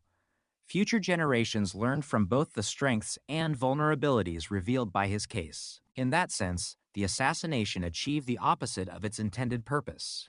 Rather than weakening the commitment to lawful opposition against organized crime, it strengthened national determination to continue that work. As we leave this story behind, it is worth remembering that the fight against organized crime is rarely won through a single investigation or a single courtroom victory. It is sustained through countless acts of professionalism performed by individuals who may never become widely known, judges who examine evidence with patience, investigators who reconstruct complex conspiracies, prosecutors who present facts without distortion, witnesses who choose truth over fear, citizens who believe that justice deserves protection even when doing so demands personal sacrifice. Rosario Livatino became a symbol because he represented all of those values at once. His story reminds us that the law is ultimately more than legislation or institutions. It is a promise that every person, regardless of wealth, influence, or power, remains accountable under the same principles of justice. That promise survives only when individuals are willing to defend it with honesty, independence, and courage. On an ordinary September morning in 1990, a quiet judge set out for work along a familiar Sicilian road, intending to continue the responsibilities that had defined his career. He never reached the courthouse, yet the destination he ultimately reached proved far more enduring. His life became a lasting testament to the belief that justice cannot always prevent violence, but it can ensure that violence never has the final word. Long after the gunfire faded and the road returned to silence, Rosario Livatino's example continued to speak, not through anger or vengeance, but through the enduring conviction that the rule of law remains strongest when upheld by those who refuse to abandon it, regardless of the cost.